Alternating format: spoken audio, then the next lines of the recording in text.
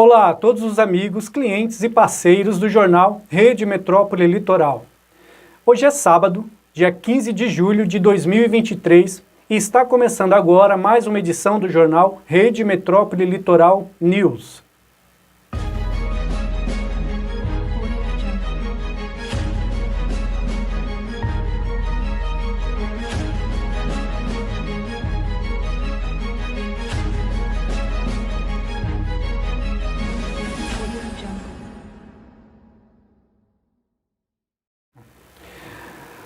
Uma área de baixa pressão continental, que estava posicionada entre o norte da Argentina e o Paraguai, ganhou força e avançou pelo sul do Brasil. Configurou, mais uma vez, um novo ciclone extratropical. Há diferenças entre os modelos numéricos de previsão de tempo para a data de formação e a área exata da configuração do ciclone. De acordo com alguns modelos, o sistema se formou no litoral do Rio Grande do Sul. Outros indicam a sua formação sobre o continente entre o Rio Grande do Sul e Santa Catarina. Previsões haviam de ventos entre a região sul, Mato Grosso do Sul e sul de São Paulo. Os ventos intensos, com rajadas mais significativas, ficariam a ocorrer especialmente no litoral da região sul a partir da tarde de terça-feira, com rajadas que superaram os 80 km por hora em alguns pontos. Os ventos ganharam força, especialmente a partir de quinta-feira, atingindo também áreas do litoral da região sudeste. O Instituto Nacional de Meteorologia, INMET, chama atenção para possíveis impactos da chuva com o cenário previsto para a próxima semana ainda. Devido às diferenças e atualizações futuras dos modelos numéricos de previsão do tempo, o INMET reforça a importância do acompanhamento diário da previsão do tempo e dos avisos meteorológicos especiais, assim como as novas atualizações destas notas. Linhas expressas fechadas, milhares de crianças sem aula, balas perdidas, assassinatos de jovens nas favelas, envolvidos ou não com o tráfico, mortes de policiais. Esta é a rotina da cidade do Rio de Janeiro. Como já se não fosse o bastante, o número de mortes por balas perdidas na região metropolitana do Rio triplicou de janeiro a junho de 2023. 29 pessoas morreram, enquanto em 2022 foram 10 mortes, um aumento de 190%. O número de tiroteios na região metropolitana do Rio em 2023 também aumentou. Foram 294 registros só em janeiro, contra 228 no mesmo período de 2022. Pelo menos 160 pessoas foram baleadas nesse período e destas, 81 morreram. Os números são os maiores registrados em um só semestre dos últimos 5 anos. Os dados são de um levantamento da plataforma Fogo Cruzado. O relatório mensal do Instituto também mostra o aumento do número de disputas pelo domínio de territórios para o tráfico de drogas. Em nota, a Polícia Militar disse que as ações da corporação levam em consideração os dados do Instituto de Segurança Pública, que registrou queda de mais de 15% no índice de mortes por intervenção de agentes do Estado, de janeiro a maio deste ano, em comparação com o mesmo período de 2022. Já a Polícia Civil disse que desconhece a metodologia utilizada para a confecção do relatório do Fogo Cruzado. A proposta de reforma tributária em tramitação no Congresso Nacional foi aprovada na última quinta, dia 6, e deve gerar mudanças na cobrança de impostos sobre itens da cesta básica. Além de alterações de impostos nos produtos de consumo, os textos aprovados também afetarão sobre renda e patrimônio. No caso do IPVA, por exemplo, para jatinhos, iates, lanchas, que atualmente não pagam tributos, iniciarão cobranças e há também a possibilidade de imposto progressivo de acordo com o impacto do veículo no ambiente. No caso do IPTU, haverá atualizações nas bases de cálculos dos impostos por meio de decreto, o que visa atender um pedido da Confederação Nacional dos Municípios, CMN, ou seja, não haverá necessidade de que os aumentos passem pelo crivo do Poder Legislativo, tornando mais fáceis as oscilações nos valores dos impostos. O formato dessa cobrança ainda está sendo discutido. Para evitar o aumento dos preços, o Congresso pode tratar esses itens como exceção ou, ainda, criar uma cesta básica nacional unificada. Atualmente, cada estado define a composição da sua cesta básica ao reduzir ou isentar a tributação dos itens. A Associação Brasileira de Supermercados, ABRAS, divulgou o estudo indicando que a reforma tributária pode aumentar em até 60% a carga atual sobre a cesta. O presidente da ABRAS, João Galassi, afirma que o setor é favorável à reforma e considera a simplificação tributária imprescindível. O estudo, diz Galassi, não tem a intenção de frear a reforma, mas agregar informações ao debate e evitar que as mudanças prejudiquem a população de baixa renda.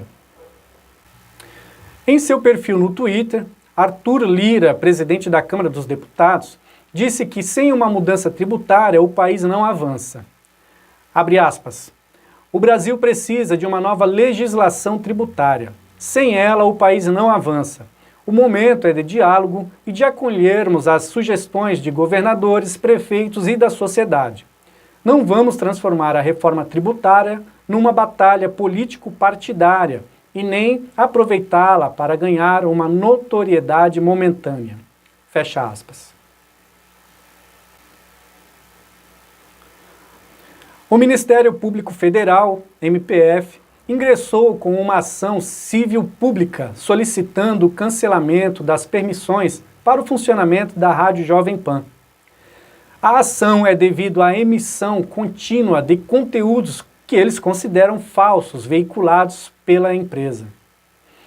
A ação solicita o cancelamento das 3 outorgas de radiodifusão concedidas à Jovem Pan, abordando especificamente o funcionamento da rádio,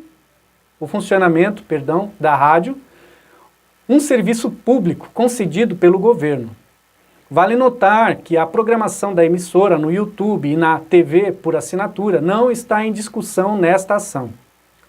Além da cassação da concessão, o Ministério Público Federal propõe à Jovem Pan seja condenada ao pagamento de 13,4 milhões de reais como indenização por danos morais coletivos. Este valor corresponde a 10% dos ativos da emissora, apresentados em seu último balanço.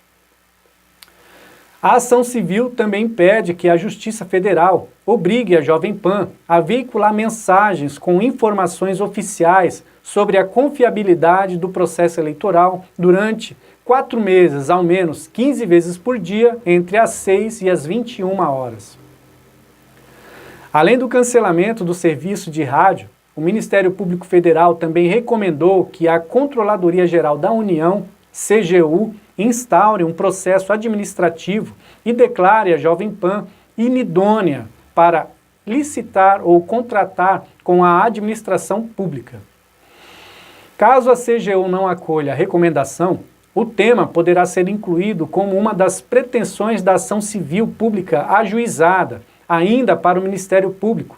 O conteúdo disponibilizado no YouTube é o mesmo veiculado em suas transmissões de rádio, portanto, para garantir a preservação das provas, o órgão requer que a emissora seja proibida de apagar os conteúdos de seu canal na plataforma YouTube.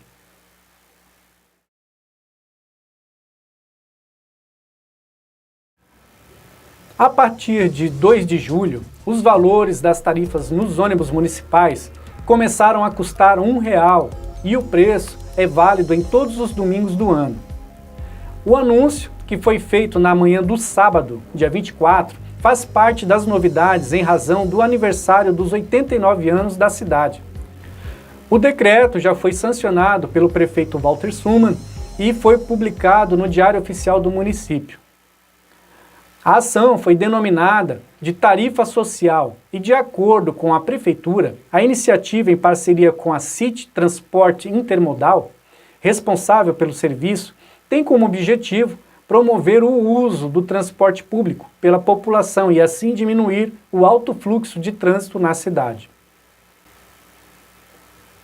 A Praça Horácio Laffer, em Guarujá, recebe o Festival de Inverno, evento que está acontecendo até o dia 30 de julho, às quintas-feiras das 17 às 22 horas e às sextas, sábados e domingos, das 12 às 22 horas. A realização é da Comedoria na Praça, Sunset Produções e Eventos, com o apoio da Prefeitura de Guarujá e da Cervejaria Madalena. A entrada é gratuita. O Festival de Inverno conta com cerca de 30 barracas de alimentação, com pães, doces caseiros, torresmo, churrasco, chopp e muitas outras coisas.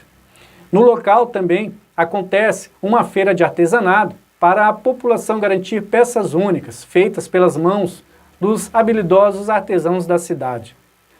Vários shows musicais também fazem parte da programação, com um espaço específico para a apresentação de músicas.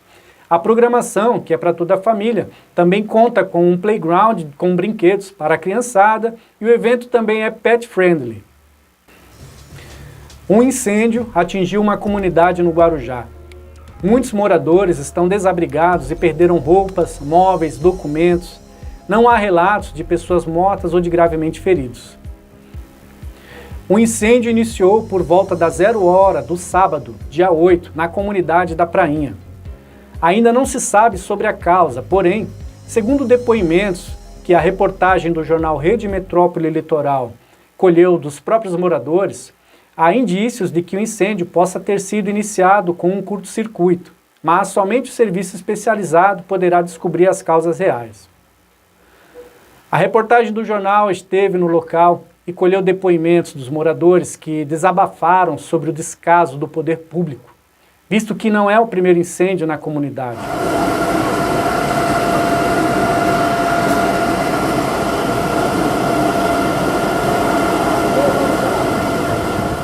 Meu nome é Ana Carolina, eu moro aqui na Prainha, né, na beira-mar. Meia-noite os barracos pegou fogo aqui, nós estávamos todos dentro de casa e todo mundo perdeu tudo, né, no incêndio. E a gente estamos aqui, né, esperando pela resposta do prefeito, porque ele falou que ia dar uma resposta pra gente e até agora nada. E estamos esperando. Falou que ia dar os apartamentos gratuitos e nós temos que pagar pelos apartamentos. Fui morar aqui de favor na casa do meu companheiro, hoje ele é meu barco, cedeu, eu vim com condição de não morar mais, ia reformar, mas já foi, o fogo consumiu também. Minha enteada também aqui, mora aqui também. Também perderam todos os documentos. Então, o que eu quero só falar é que é uma situação que eu percebi. Nós tivemos um atendimento do bombeiro, nós tivemos um atendimento da Polícia Militar, os bombeiros estão de parabéns aí pelo trabalho deles aí, de acordo com as condições que eles tiveram aí, fizeram um trabalho excelente. Mas, enfim, vinha o pessoal também da Defesa Civil, Guarda Municipal também eu vi ali. Mas nós temos ação social, fala que a gente tem assistência social. E tem gente que tem família, né, foram para casa de familiares, e aqueles que não têm. Agora a gente quer saber o que vai acontecer. Cadê o representante?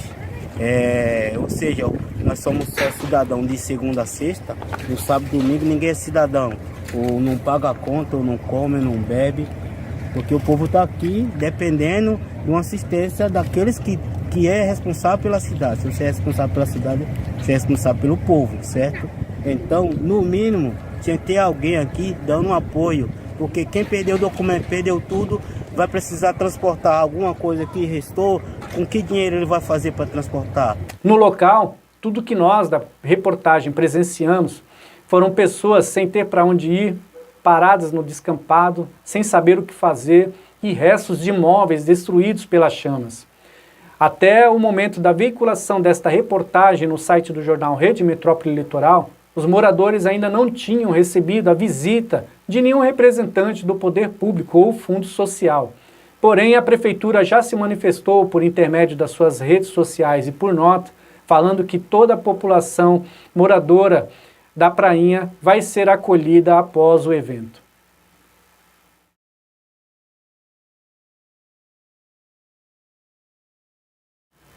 Uma notícia que está chamando a atenção mundialmente é a possível luta entre os bilionários Mark Zuckerberg, da rede social Facebook, e Elon Musk, do grupo Tesla. O assunto se tornou pauta nas redes sociais após Musk publicar uma foto treinando jiu-jitsu com um professor brasileiro, enquanto Zuckerberg já treina normalmente com Lex Fridman. A luta ainda não tem confirmação, mas o dono do UFC, Dana White, diz que seria a maior audiência da história do MMA. Tudo começou com Elon Musk respondendo em sua rede social que, abre aspas, eu aceito uma luta se ele topar, fecha aspas. Mark Zuckerberg não ficou para trás e postou em seu Instagram uma foto com um print do comentário, respondendo, abre aspas, me manda a localização, fecha aspas. Enquanto não se tem notícias sobre a realização da luta e não se sabe ao certo se isso tudo é apenas um golpe publicitário, os fãs de ambos os bilionários ficam na expectativa para ver quem deles sairá vitorioso e se o evento vai mesmo quebrar o recorde de audiência do MMA. Elton John nasceu em Prynner, Middlesex, Inglaterra, no dia 25 de março de 1947. Filho de um trompetista de uma banda amadora, logo cedo mostrou interesse pela música. Com 3 anos, começou a tocar piano. Com 7 anos, iniciou seus estudos de música. Estudou na Pioneer Country Grammar School e com 11 anos recebeu uma bolsa de estudos para a Royal Academy of Music. Quando ainda estava na escola, tocava no hotel Northwood Hills, que ficava próximo à sua casa. Entre 1967 e 68, fez diversas apresentações com a banda Bluesology. Em 1967, Elton John iniciou uma parceria com o letrista Bernie Taupin, e com ele lançou grande parte da sua obra musical e que lhe rendeu inúmeras premiações. Nesse mesmo ano, tentou o suicídio quando estava para se casar com uma mulher, mas descobriu que era gay. Elton abriu o gás do fogão de seu apartamento, mas se esqueceu de fechar as janelas da cozinha. Foi então resgatado pelo parceiro Bernie Taupin. Elton John lançou seu primeiro CD em 1969. O Ampli Sky só foi lançado nos Estados Unidos em 75, depois de consolidada sua carreira internacional. O sucesso da sua carreira veio com o lançamento do CD Your Song. Entre os anos 80 e 90, a carreira de Elton John passou por certa estagnação, mas seus discos, menos inspirados, fizeram sucesso. Em 1994, criou Can You Feel the Love Tonight, que fez parte da trilha sonora do filme O Rei Leão e que lhe rendeu o Oscar de melhor canção em 1995. Em 97, foi nomeado o Cavaleiro do Império Britânico pela Rainha Elizabeth II, recebendo o título de Sir. O retorno ao sucesso veio em 2001 com Song from the West Coast, que retomava a sonoridade dos álbuns clássicos dos anos 70, como Tumbleweed Connection e Honky Chateau. Elton John também atua como compositor de músicas na Broadway e produtor de cinema com a empresa Rocky Pictures, junto com seu companheiro, o cineasta David Furnish. Casados desde 2005, são pais de 2 crianças nascidas de uma mãe de aluguel. O primogênito, Zachary, nasceu em 2010 e o segundo nasceu em 2013. Em sua carreira de mais de 5 décadas, Elton John já vendeu mais de 300 milhões de discos, tornando-o um dos músicos de maior sucesso no mundo.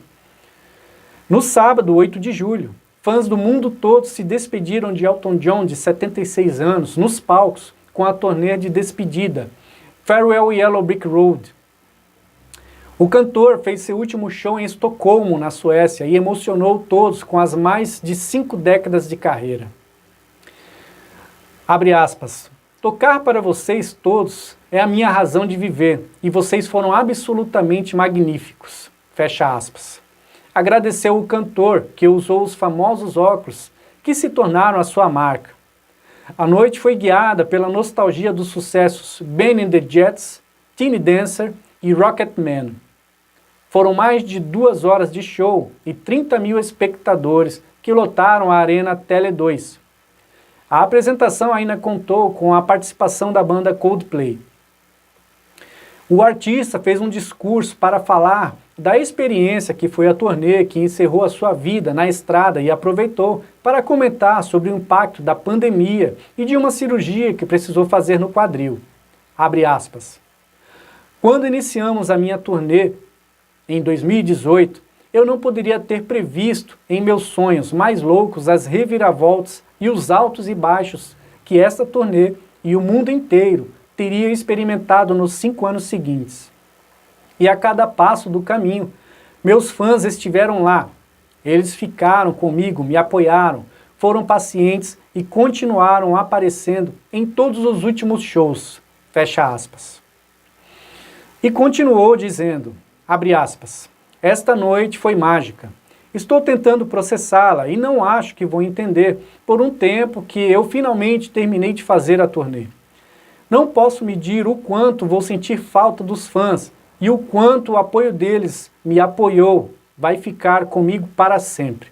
Fecha aspas. Completou Elton John no final do seu espetáculo. O jornal Rede Metrópole Litoral News fica por aqui. Para mais informações e notícias, acessem o site do jornal Rede Metrópole Litoral, www.rmlitoralonline.com.br.